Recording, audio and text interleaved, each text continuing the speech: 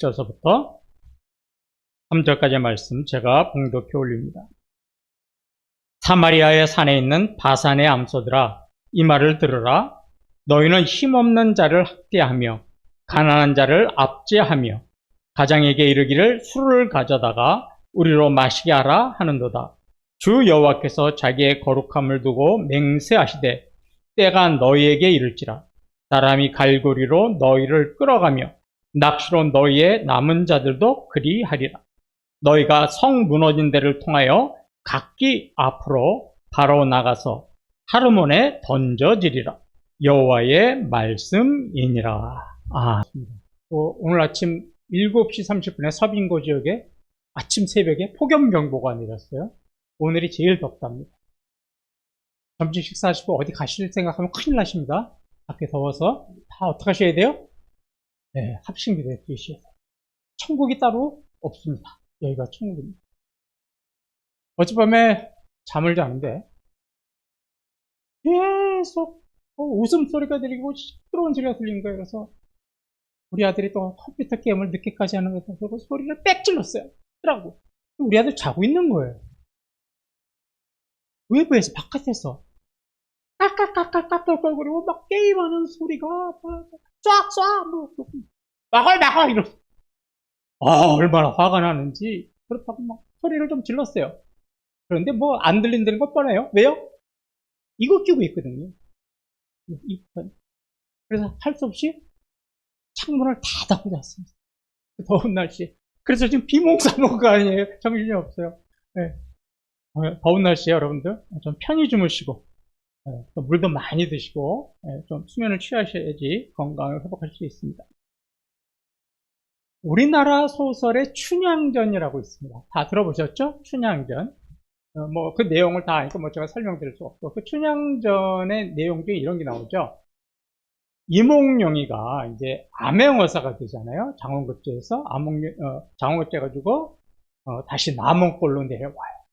그래서 변학도라고 하는 그 남원골의 사또가 생일잔치 하는데 나타나서 거기에 그 시를 하나 내가 공짜로 밥을 먹으니까 내가 시를 하나 좀 지어서 들려드리겠습니다. 이렇게 이야기를 하고 시를 하나 짓습니다. 앞에 이 시예요. 금준미주는 천인열이요 옥반가요는 만성고라. 총루락시의 민루락이요 가성고추의 원성고라. 무슨 말인지 잘 모르시겠죠? 이 시를 해석하면 이런 뜻이에요. 황금 술잔에 담겨있는 맛 좋은 술은 천명 백성의 피요, 옥쟁반에 담긴 맛있는 고기는 만 백성의 기름이라. 촛농이 떨어질 때 백성들의 피눈물이 떨어지고 노랫소리 높은 곳에 원망소리 드높아진다. 이 시를 딱 맞자마자 암행어사 출도요 그러고 암행어사가 출도를 하죠. 그래서 이 변학도는 평생 옥에 갇혀서 지내게 됩니다. 자, 백성을 억압하고 착취해서 그 빼앗은 재물로 사치와 향락을 즐기던 변학도를 고발하는 시조가 이 시죠. 오늘 우리가 함께 읽은 아모스서 4장 1절서부터 3절의 말씀도 이 내용을 똑같은 내용입니다. 여러분들이 오늘 말씀을 들으시면 이 시가 저절로 생각이 나실 수가 있습니다. 자, 그러면 1절을 한번 보시겠습니다. 사마리아의 산에 있는 바산의 암소들아, 이 말을 들으라. 너희는 힘없는 자를 학대하며 가난한 자를 압제하며 가장에게 이르기를 술을 가져다가 우리로 마시게 하라 하는도다. 예, 여기 보시니까 바산의 암소들아 들으라 라는 말이 나와요. 바산이 어디냐면 요단강 북동쪽에 있는 지역입니다. 근데 이 바산이라는 지역이요 굉장히 땅이 기름져가지고 풀이 잘 자라요. 그래서 이 바산 지역에는 주로 뭘 했냐면 목축업, 소, 양 이런 짐승을 키웠습니다. 그래서 이 바산에 사는 사람들은요 굉장히 목축업을 통해서 잘 살았어요. 굉장히 풍요로운 지역이었습니다. 그래서 우리나라를 따져보면 바산이 어디냐? 강남 상부예요. 강남, 서초, 송파 같은 지역. 굉장히 부유하게 살고 있는 사람들이 사는 그 지역입니다. 바산이 바로 그런 지역이었어요. 그런데 바산에 암소들아 그랬어요. 암소. 암소는 성별 보면 남자입니까? 여자입니까? 여성이죠, 여성. 이 바산의 암소들이라는 말은요, 비아냥거리는 말이에요. 그러니까 이 풍요로운 땅에서 사치와 향락을 즐기고 있는 큰 계층에 있는 사람. 돈 많고 부유층과 지도자층, 권력층들, 그런 부인들. 지금도 우리 강남 상구에 이런 사람들 많이 살잖아요. 그런 곳에 살고 있는 여성, 부인들, 그거를 좀 비양거리는 표현이 바산의 암소드라라는 표현입니다. 그러면 바산의 여인들은 어떻게 했길래 그렇게 사치와 향락을 즐기고 명품으로 치장을 하고 하루 한 끼에 몇백만 원 하는 식사를 즐길 수가 있었을까요? 아모스서 2장 6절에 그 이유가 나옵니다. 여호와께서 이와 같이 말씀하시되 이스라엘의 서너 가지 죄로 말미암아 내가 그 벌을 돌이키지 아니하리니 이는 그들이 은을 받고 의인을 팔며 신 한 켤레를 받고 가난한 자를 팔며. 갑자기 그 생각이 나네요. 우리나라에 커피숍이 하나 새로 들어왔습니다. 들어보셨어요, 장로님? 예. 아이, 불보틀 말고 더 비싼 거. 이 아프리카 지역의 커피 한 잔, 주전자 정도의 작은 주전자 한 잔 커피가 40에서 50만 원. 우리 같은 사람은, 우린 저기 자판기 커피 먹어야 되는데, 이 강남 지역에 있는, 정확히 모르겠는데, 한번 찾아보세요. 아프리카 지역에서 있는 그 커피가 이렇게 조그만 한 주전자에 40만 원씩입니다. 자, 이 사람들이 왜 이렇게 잘 샀나 봤더니, 남편들이요, 여기를 보세요. 힘없는 자들을 억압하고, 또 착취해서 돈을 벌었습니다. 사람들을 노예로 팔고, 고리대금업을 해서 돈을 벌었어요. 그래서 그렇게 가져온 돈을 가지고 이 부인들, 바산의 암소라고 불리는 여인들은 그런 어떤 남들을 착취한 피 묻은 돈을 가지고 어떻게 했냐면 사치와 향락을 즐겼다는 거죠. 그래서 이 1절을 보시면요, 바산의 여인들이 지은 죄가 세 가지가 나와요. 첫째가 뭐냐면 너희는 힘없는 자를 학대한 죄다. 두 번째는 가난한 자를 압제한 죄다. 억압한 죄다. 세 번째는 가장에게, 남편이죠. 남편에게 술을 더 가져달라고 그렇게 요구한 죄다. 바산의 여인들은 남편들이 정말 올바르지 못한 부정한 방법으로 가져온 돈으로 사치와 향락을 즐기며 살았습니다. 그런데 그렇게 사치와 향락을 즐기는데도요, 만족함이 없었어요. 늘 돈을 써도 부족한 거예요. 그러니까 어떻게 했냐면 남편 보고 요거예요. 돈 좀 더 갖고 와요. 돈 좀 더 벌어와요. 그럼 남편이 돈을 어떻게 벌어와요? 가난한 사람을 노예로 팔고 고리대금업을 하고 착취하고 억압해서 돈을 벌었잖아요. 그러니까 아내들이 뭐라냐면 더 쥐어짜요. 더 억압해요. 그럼 그들한테 돈 많이 벌을 수 있잖아요. 그렇게 해서 돈 좀 갖고 와요. 나 이번에 명품 뭐 이거 사야 되는데 돈이 부족해요. 이러고 요구를 했다라는 거예요.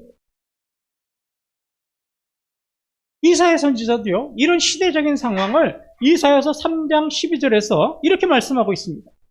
내 백성을 학대하는 자는 아이요 다스리는 자는 여자들이라. 내 백성이여 내 인도자들이 너를 유혹하여 내가 다닐 길을 어지럽히느니라. 예, 부유층과 지도자층들이 이제 부인의 또 말을 잘 들어요. 그런 말 있죠. 세상을 움직이는 사람은 남자고 남자를 움직이는 사람은 여성이고. 그러니까 막 아내들이 그렇게 요구하니까 그 남성들이 가서 더 나쁜 돈을 벌어오는 거예요. 그럼 그 돈을 가지고 지금보다 더 아내들은 자극적이고 그런 어떤 쾌락적인 그런 것들을 더 즐기면서 살았다는 겁니다.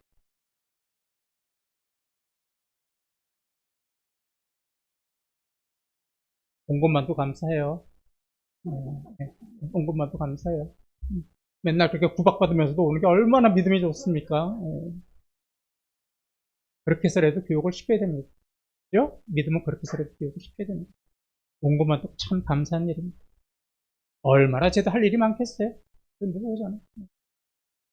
너무 거기에 신경도 뺏기지 마시고 말씀에 집중합시다. 이 바세네의 여인들 때문에 북이스라엘이 가난한 사람들은 더 힘든 삶을 살 수밖에 없었던 거죠. 그러면 북이스라엘만 이런 사람들이 있었느냐? 지금 시대에도 이런 바세네의 여인과 같은 사람들은 존재하고 있습니다. 일부 잘못된, 다 그렇다는 건 아니지만 일부 권력층과 부유층 사람들이 돈을 벌어요. 어떻게 돈을 법니까? 세금을 포탈해요. 정경유착해요. 부정직한 방법으로 돈을 벌어요. 임금을 착취하고 노동력을 착취해요. 당연히 그러면 돈을 벌 수밖에 없죠. 그러면 그 돈을 가지고 소위 사모님이라고 불리는 여인들은 어떻게 해요? 자기네들끼리 모여서 사치와 향락을 즐기고 살고 있는 게 지금 이 시대의 강남 상구의 모습 아닙니까? 더 심각한 건 뭐예요? 이 여인들이 남편의 그 권력, 남편의 지위를 이용해가지고 사회에 알게 모르게 영향력을 행사하고 있다는 겁니다. 남편이 가져다준 그런 부동산 정보, 주식 정보를 이용해서 그 비밀스러운 정보를 먼저 알아가지고 돈을 벌어요. 그래서 국회의원 청문할 때 보세요. 정부 청문할 때 보세요. 부동산 통계 안 한 X가 하나도 없어요. 이사 한두 번씩 위장 취업 안 한, 위장 전입 안 한 사람들이 없어요. 이게 다 그런 거예요. 저는 그래서 정치 뉴스 안 봅니다. 스트레스 받아요. 정치하기 위해서 하지 마세요. 돈을 받고 해결이 안 되는 문제 해결해줘. 지금 보세요. 우리나라에서 제일 높으신 분에 같이 사시는 분이 명품백 받아가지고 지금 나라가 얼마나 시끄럽습니까? 물론 그것이 어떻게 되는지 저는 잘 모르겠어요. 그런데 그것 하나만으로도 지금 나라가 어떻게 되고 있어요. 시끄럽고 정치가 옥신각신하잖아요. 그러면 잘못인 거죠. 우리 어른들 혹시 기억나세요? 1999년에 온 로비 사건 때문에 국회 청문회 일어났던 거 기억하세요? 1999년도에 검찰총장 부인이 고가 옷을 사고 신동아 그룹의 최순영 회장이라 부인에게 옷값을 대신 내달라고 했어요. 이것이 발각돼가지고요. 국회에서 청문회했어요. 나라가 웃을 일이고 세상이 웃길 일이죠. 왜요? 지금 이렇게 살고 있기 때문에 그런 거예요.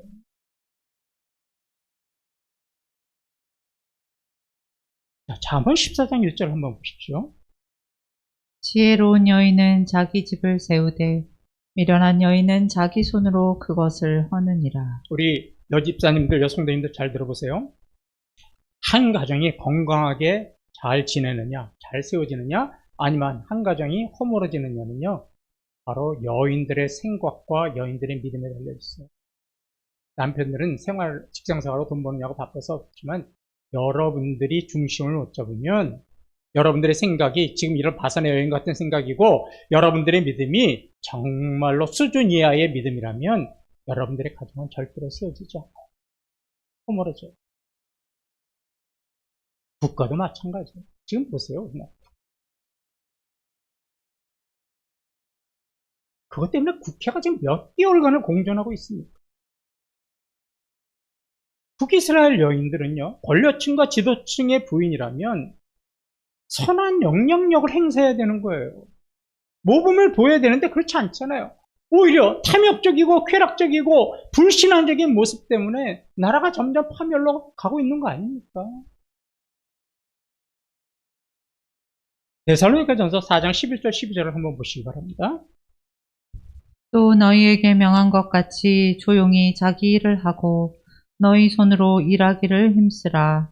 이는 외인에 대하여 단정히 행하고 또한 아무 궁핍함이 없게 하려 함이라. 예, 여러분 성도들이요 정말 정당한 방법으로 열심히 일하고 그래서 돈을 벌어서 잘 사는 거 이거 죄 아닙니다. 이거는 성경이 권장하는 내용이에요. 개미처럼 부지런해야 되는 거예요.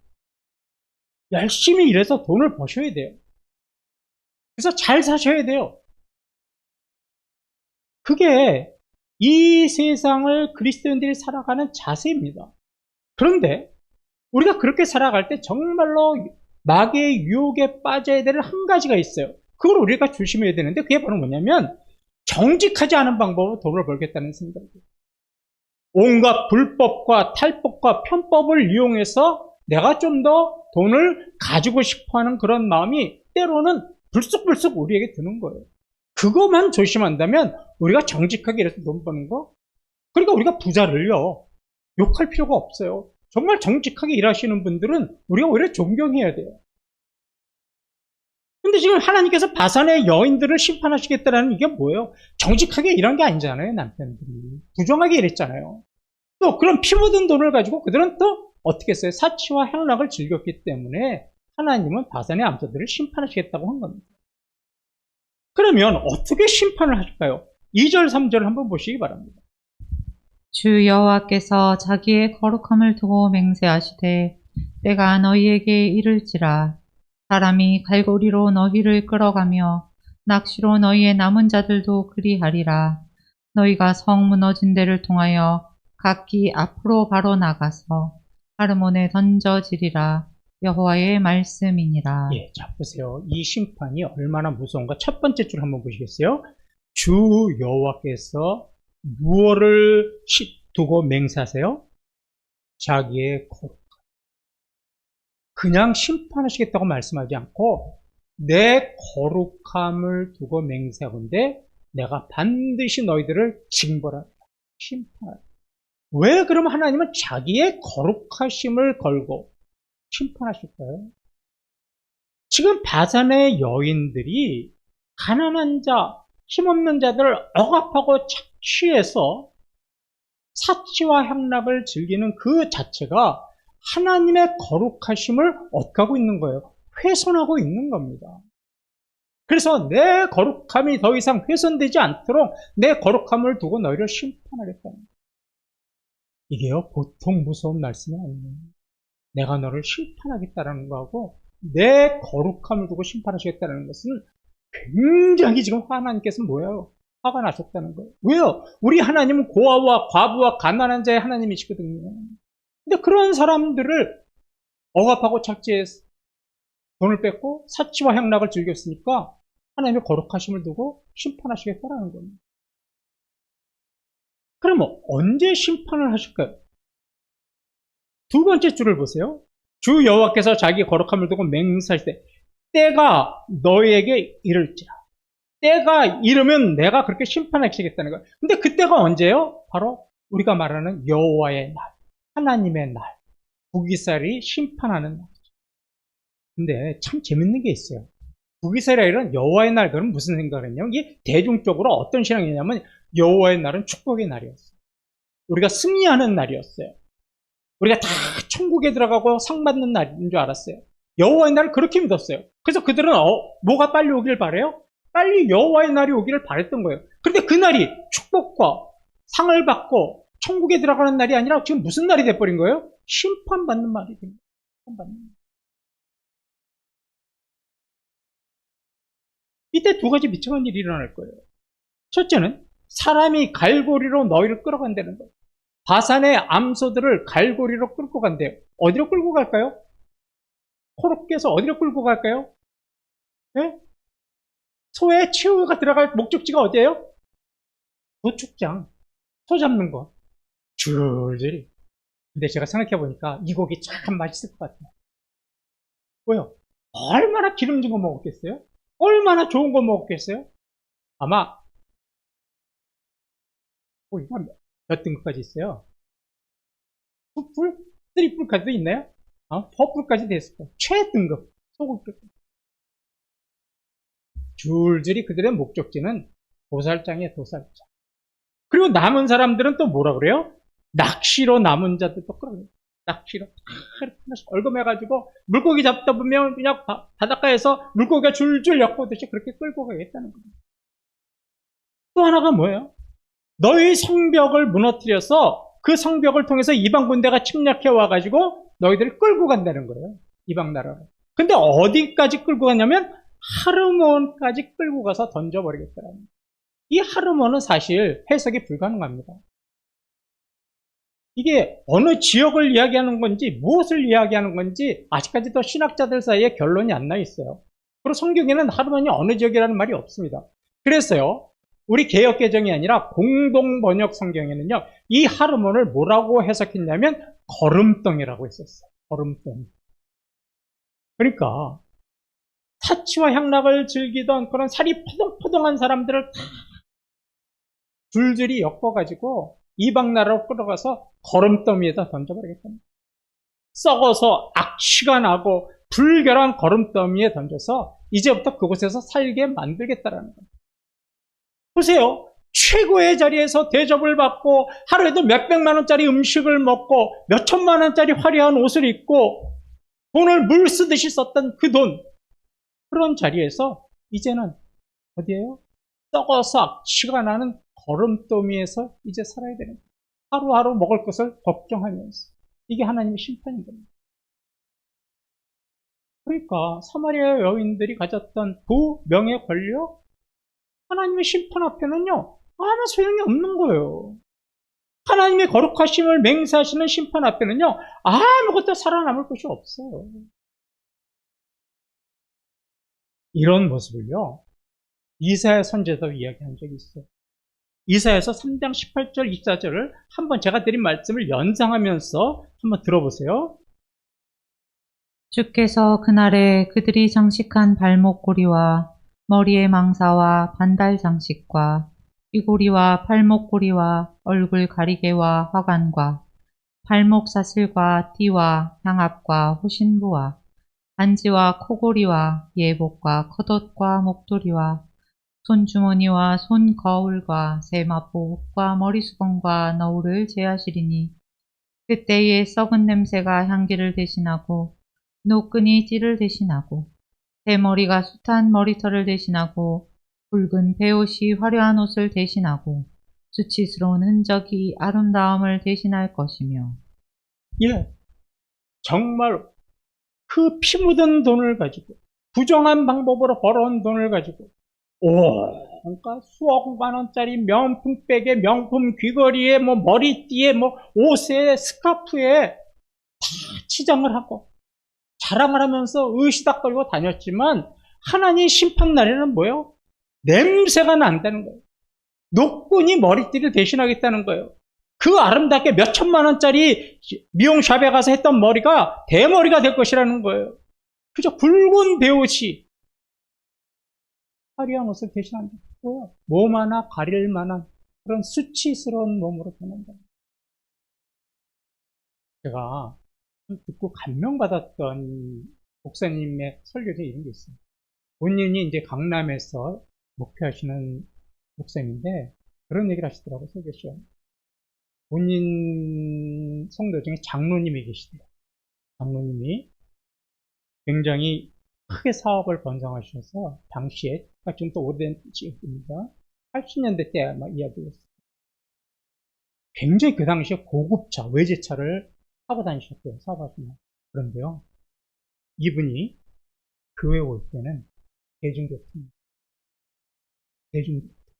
그리고 하나라도 차를 갖고 오게 되면 교회에서 멀리 떨어진 곳에 주차하고 오시죠.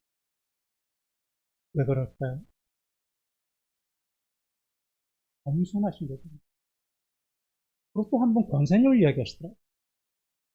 이분도 굉장히 부유하신 분인데 평상시에 다닐 때는 고가 옷을 입고 다니는데 교회 올 때만큼은 평범한 옷을 입고 계시다.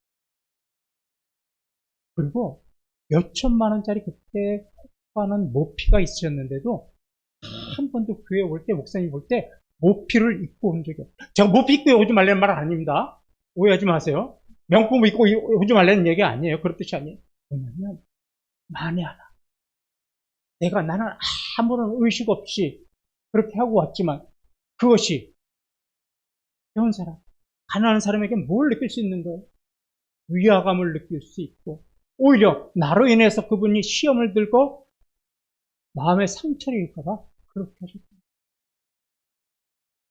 이게 그리스도인들이 살아가야 할 자세입니다. 보세요. 저는 명품이 하나도 없잖아요. 없다.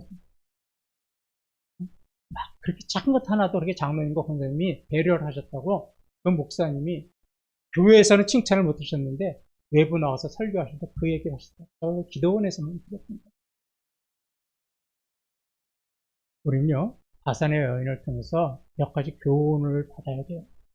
첫째는 우리의 그 썩어질 육신을 위해서 부정한 방법, 잘못된 방법으로 세상 것들을 우리가 쌓아놓는다면 우리는 바산의 암소들이 더 축정으로 끌려가고 하르몬에 던져진 것처럼 한순간에 우리가 영원히 할 것이라고 생각하면서 쌓아놓은 것은 한순간에 사라지게 되어 있습니다.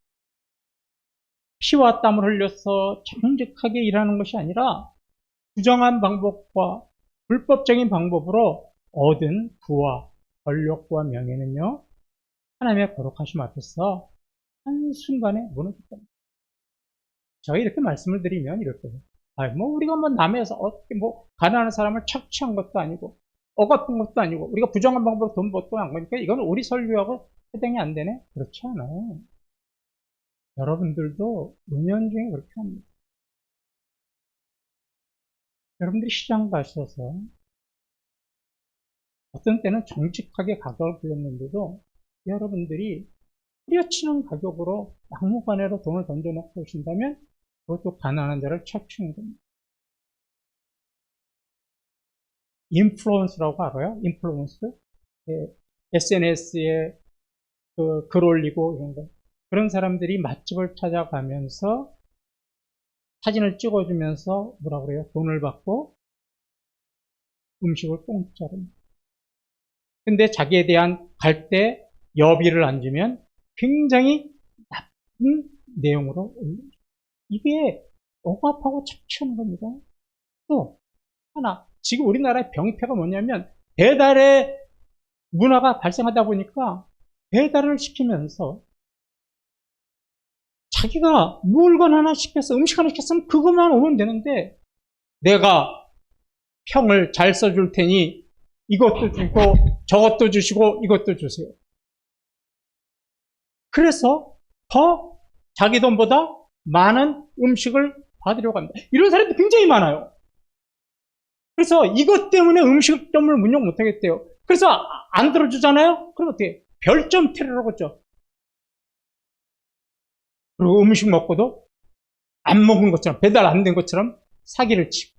여러분, 우리의 일상생활에 가난한 자, 힘없는 자, 연약한 자를 착착 억압하는 것이요, 남의 일이 아닙니다. 오늘도 우리가 은연중에 그런 일이 일어날지 몰라요. 내가 은연중에 나를 과시한다면 그것이 남을 억압하고 착취하는 게 될 수 있어요. 그러면 어떻게 됩니까? 하나님은 거룩하심을 두고 우리를 심판하시고, 우리가요 바산의 여인들처럼 수단과 방법을 가리지 않고 세상 것을 쌓는다는 것이 하나 헛되고 헛된 일이라는 것을 우리는 빨리 깨달아야 돼요. 그리고 우리가 하늘의 위에 또 신령한 것을 쌓는 성도들이 되셔야 합니다.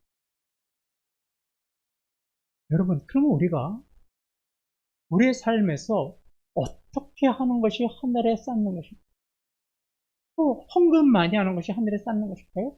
절대 성경은 그런 얘기 안 합니다. 헌금 많이 하는 것이 이런 거예요. 잘 들어보세요.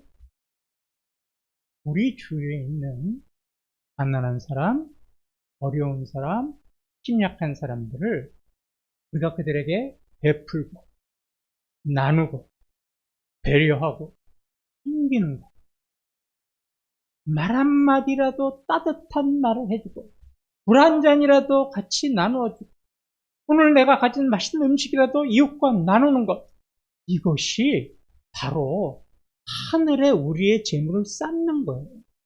이게 성경적으로 하늘에 재물을 쌓는 것이지 헌금 많이 해야 하늘에 쌓는 거 아닙니다. 그러니까 우리는요, 헌금을 하면 하늘에 있는 것만 쌓는 걸로 알고 세상에서는 하늘 것을 안 쌓고 늘 나를 위해서 쌓고 세상의 것을 쌓는 거예요. 정말 하늘나라가 보니까 아무것도 없더라는 거예요. 내가 하늘에 쌓은 것이. 하산의 여인들은 하늘에 쌓지 않고 어떻게 했어요? 땅에 쌓잖아요. 그러니까 한순간에 어떻게 됐어요?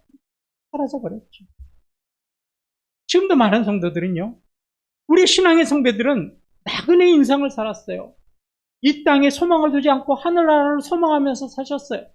그런데 지금 세대의 성도들은 이 세상이 어떤 세상이냐? 그냥 떠나기 아까운 세상. 좀 더 다리 뻗고 배불리 먹고 잘 살고 싶어하는 세상. 이 세상이 영원할 것이라고 생각하면서 어떤 것인지 내가 가지고 어떤 것인지 내가 좀 누리고 싶어야 된다라는 그런 세상이 되고 말았어요. 그러니까 주님을 모시고 사는 인생이 아니라, 재물을 하늘에 쌓는 인생이 아니라 뭐예요? 재물과 권력을 나의 신으로 모여 세상과 쾌락과 향락을 즐기는 인생이 되어버리지 않았습니까? 이게 누구의 인생입니까? 저와 여러분의 인생이 있죠. 둘째로 우리가 바산의 여인을 통해서 깨달아야 될 진리가 뭐냐? 사람은 무엇이든 심는 대로 거둔다는 겁니다. 가난한 자를 긍휼히하게 여기지 않고 학대했던 바산의 여인들 어떻게 됐습니까? 이방 나라가 침략해 왔을 때 거름더미에 던져졌습니다. 그대로 되돌려받았어요. 반대로 우리가 사랑과 긍휼과 자비를 심으면 주님은 우리가 힘들거릴 때 긍휼과 자비와 사랑으로 돌려주시는 것이 하나님의 통치 원리입니다. 세 번째로 정말로 죄값이 얼마나 무서운지 깨달으셔야 됩니다. 사치와 허영과 육신의 쾌락을 위해서 살던 바산의 여인들이 그들의 종말이 어딨냐? 도축청에 끌려가는 거죠. 거름더미에 던져지는 같은 인생으로 끝나게 되었다. 말씀을 마치죠. 세상의 사치와 향락, 남을 배려하지 않고 이기주의적인 인생을 사는 사람은 하나님의 심판을, 거룩하신 심판을 불러오는 치명적인 죄악입니다. 탐욕과 세상의 쾌락이 우리를 주장하게 되면요, 어떤 현상이 일어나는지 아세요? 세상의 탐욕과 재물이 나의 인생의 중심에 있으면 가난한 사람이 내가 배려하고 돕고 나누고 섬겨야 할 사람으로 보이지 않아요. 절대로 안 보입니다. 내가 아까워서 어떻게 나눠요? 내가 아까워서 어떻게 배려해요? 그 재물이 가득하다고 그런 거예요. 그러면 어떻게 보이느냐? 이 사람은 나보다 아래에 있고 이 사람은 나보다 연약하니까 내가 이 사람 것을 빼앗을 대상, 내가 쉽게 이 사람 것을 집어먹을 대상으로밖에 안 보이는 겁니다. 하나님의 마음을 품으면 배려하고 섬기고 나눌 대상으로 보이지만 내 심령에 재물, 세상의 쾌락이 있으면 내가 이 사람을 착취할 대상입니다. 이 사람이 내 거가 되어야 되는 세상입니다. 예수님은 하나님의 아들이심에도 이 땅에 고아와 과부와 가난한 자들과 사귀시고 친구가 되셨습니다. 그렇다면 그 예수 그리스도를 주인으로 모시는 저와 여러분은 어떻게 될까요? 예수님과 같은 마음을 갖고 살아요. 작은 마음, 작은 행동 하나라도 예수님이 본을 보신 것처럼 남들을 배려하고 섬기고 살아가야 됩니다. 우리가 살다 보면 때로는 정말 세상 것들로 치우고 세상 것들을 누리면서 살고 싶은 욕망이 문득 떠오릅니다. 이건 우리가 연약한 인간이기 때문에 어쩔 수 없어요. 이게 우리가 죽는 날까지 우리는 이 마음이 계속 우리 안에서 불쑥불쑥 올라옵니다. 그래서 내가 조금 더 나르고 배려하면 좋은데 그것이 아까워서 못하는 그런 마음이 불쑥불쑥 우리 안에 들어올 때가 있어요. 그런 마귀의 유혹이 있을 때마다 우리는 예수님을 바라보셔야 돼요. 이 땅에서 예수님이 어떻게 사셨는가를 바라보셔야 됩니다. 그 예수님의 긍휼하고 자비하신 마음이 우리의 마음이 돼요. 그래서 이번 한 주간도 우리가 살아갈 때 우리의 삶에서 착취하고 억압해서 빼앗아가지고 내가 조금 더 여유 있는 삶을 살겠다는 삶의 자세가 아니라 남들을 배려하고 남들과 나누고 남들을 섬기면서 하늘에 여러분들의 재물을 쌓는 그런 복된 성도님들이 되시기를 주님의 이름으로 축원합니다.